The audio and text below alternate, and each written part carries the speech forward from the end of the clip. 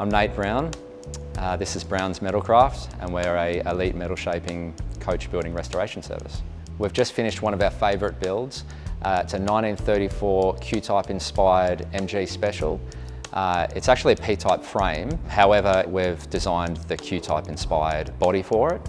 There are only ever 8 original Q-types produced to my knowledge, so it really is a custom one-off based around the Q-type. It was designed, built and fabricated in-house. We started off with a bare frame, an engine block and a radiator shell, and we were tasked with bodying the entire vehicle. The customer provided a lot of photos of a particular model Q-type which he liked and said, "Mate, I want it to look like this, what can we do?" So we took those photos, we examined them and started getting creative with the design. So we were able to nitpick at that and sort of pull all the stuff out of it that we didn't like, but also be mindful of what needed to be in there. From this point, we knew that we had to get the design right relative back to that frame, so we had something to work to. So when we're shaping our metal, we need a buck. That buck is effectively a skeleton of the car. Traditionally speaking, this is done using handmade wire frames and cages. It can be quite labour intensive and time consuming. So doing this in 3D allowed us the flexibility to mess around with the design and get it exactly right, guarantees symmetry, and it also saves on time. It also gives us the flexibility to input his physical data and make sure that when you're in the car, it's comfortable to drive in and that you fit in it quite nicely. We were able to start with the main body shell.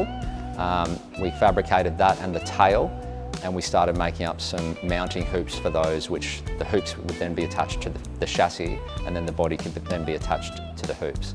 It's basically top sections fabricated and then welded into side sections. And we really nailed it with the MG. All of the joins went through the shoulders. We tidied them up lovely. If you can tell me where the joins are, you win a shirt. We set the front firewall and the rear firewall, and because the rear tail is split, we're able to set that up and hinge that as well. We were able to fabricate the bonnet and join the gap from the firewall through to the radiator shell. So we did the split bonnet with the split sides and the lower bonnet valance panels. We louvered all of those, got them hinging and latching really nicely.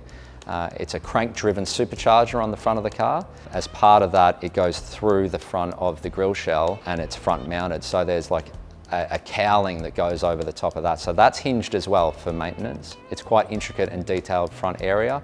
It has to look traditional. It has to cool the area and have airflow. And it also needs to be functional so it can open up and close again for servicing. A few other nice little highlights. We've put an engine turn firewall into this. So each of those turns is an individual press on the mill that we did. There's 2,800 in total. It took me 3 days to do it.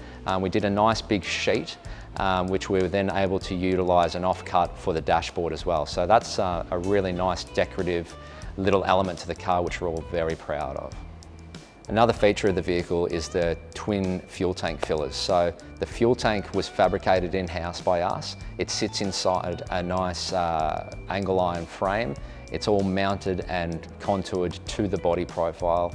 We've got a nice dress ring around it, which helps also to reinforce the hole that we've cut around the body. All of the body parts that aren't joined through welding have actually been riveted together, which is traditional. It creates a fantastic join and also looks amazing as a pre-war feature of the vehicle. That was originally where we were going to stop with the car, but we were then tasked with some additional processes which weren't in the original brief. And this allowed us to really take ownership of the project and see it through as a finished car.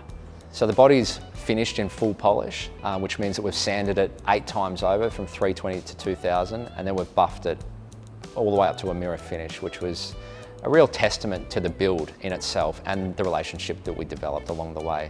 And I feel like that was such a really perfect fitting end to the process in itself, to see it from nothing to a design to formation of the panels and parts all the way through to a mirror finish running driving vehicle. The beauty of custom work, recreation or restoration, is that we're able to employ all of our streamlined skills and services. Whether it was the power hammer or the 3D design software, we really pulled out all the stops for this one. And that's what makes this job or jobs like this so special.